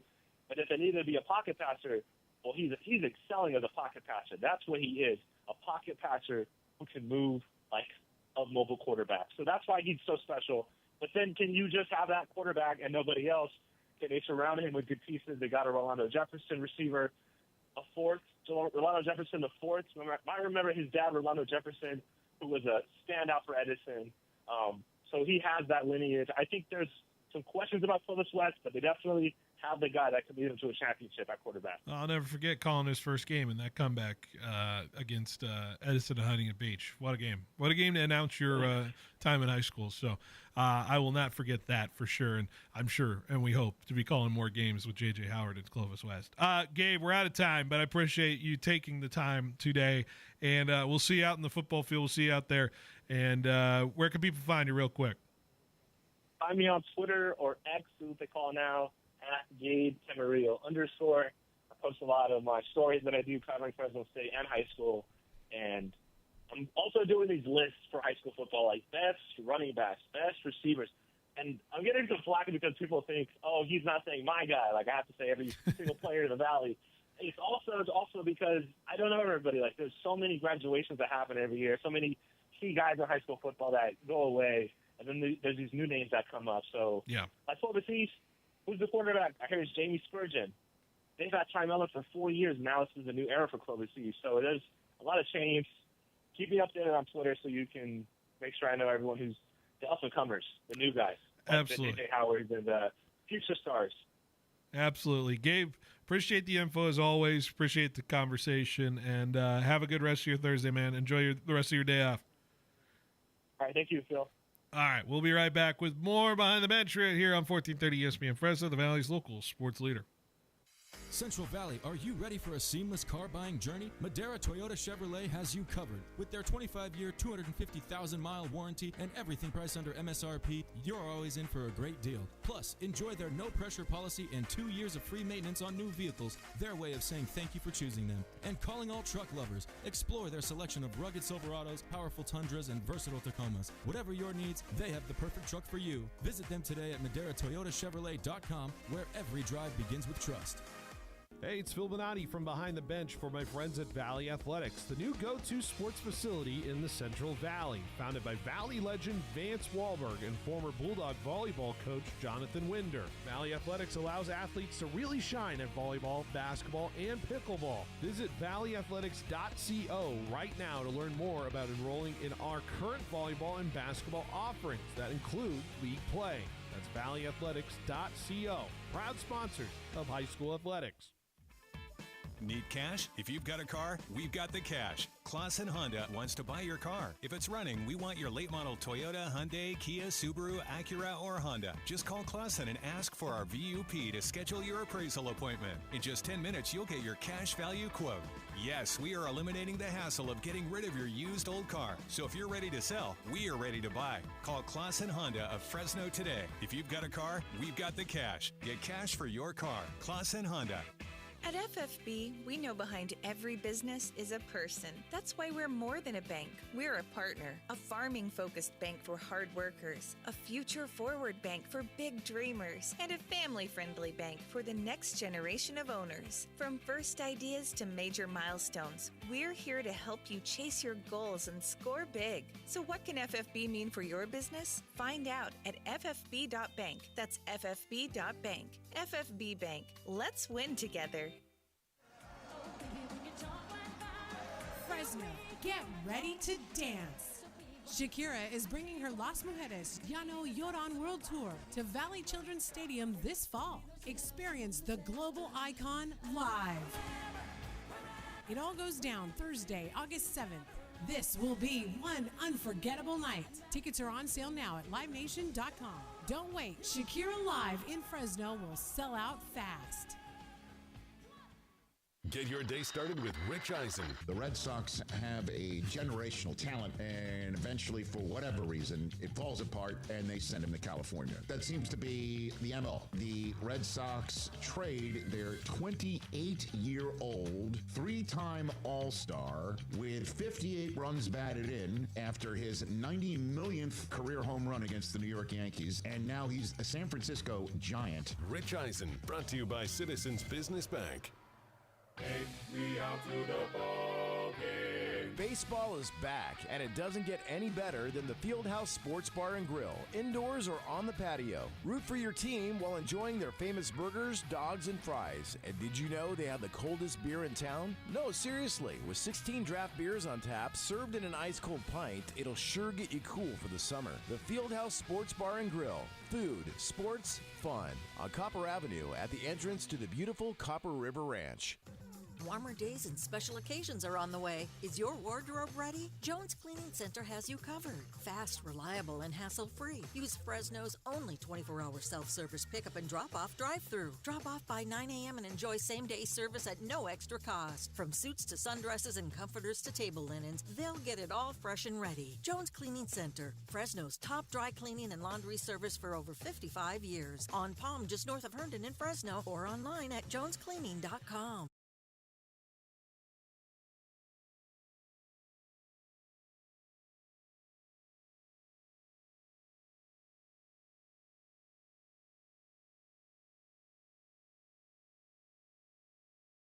Welcome back to Behind the Bench here on 1430 ESPN Fresno, the Valley's local sports leader. Big thanks to Gabe Camarillo for joining us in the last segment. KMPH's Gabe Camarillo, formerly our Gabe Camarillo. Boy, Gabe can talk. We love him. But you enjoy the information that we have there from him. But Jorge, you were locked in that whole 30 minutes. I have you on the air. You don't have your mic on. Come on, that's you. I took. It was the channels. I had to take them off in order to talk to him. But yeah. I had to tell you to go to commercial because we're running a little bit long. You were cutting me off like 5 minutes before Gabe was done talking. So you were like, hey, let's go. All right, let's go over the schedule before we go. And that is what we have here, which is going to be, we're done at 5 o'clock today. We have Giants and Pirates coming up later today, 6:15 pregame with a 6:45 first pitch, Giants and Pirates from 14:30 from San Francisco. Tonight at 6:30, A's and Mariners from Sacramento. That's on 790 with a 7:05 first pitch. Tomorrow, Sportsline Bulldog Hour with Tony D is not happening. My show will happen after the Giants and the Pirates are done playing baseball. That's a 12:15 pregame with a 12:45 first pitch. Once the Giants and Pirates game is over, then we will be on the air. We are targeting a start time of 4 p.m. live from Rams camp in Los Angeles. That is when you will listen to us. And we will then go up till 6 o'clock, and we will toss it to Grizzlies baseball on 1430. Grizzlies in Rancho Cucamonga. The Quakes in town taking on the Grizzlies. 6:35 pregame with a 6:50 first pitch. Tim Slack on the call. A's and Mariners over on the other side. Thursday, we'll have Sportsline Bulldog Hour with Tony D from 2 to 3. We'll have my show from 3 to 5 from Fashion Furniture. 2-hour show on 1430. Hall of Fame game on Westwood 1, which is Lions and Chargers, will play at 5 p.m. Folks, NFL football on our airwaves Thursday.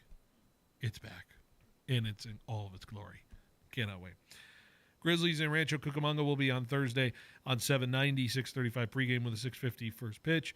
We'll be back Friday. Sportsline Bulldog Hour with Tony D, 2 to 3. We'll have my show from 3 to 3:40 as the Giants are in New York to take on the Mets. A's are going to host Arizona all weekend in Sacramento. No Central Valley Sports Report this Saturday, but Paul Metters will make his glorious return next Saturday, August 9th. And guess what? He'll be a guest on Thursday's show to talk about that and what his summer's been like. So that's what you got for us here. Grizzlies baseball on Sunday as well. Folks, that's it. Good show. Julia, Great you show. ready to drive down to L.A.? I'm ready. All right. Next time you hear us, we'll be right after Giants baseball tomorrow, live from Rams camp. Can't wait to bring it to you. Until then, Giants baseball coming up next on 1430 ESPN Fresno, the Valley's local sports leader. Roger Dunn has the new Callaway Paradigm AI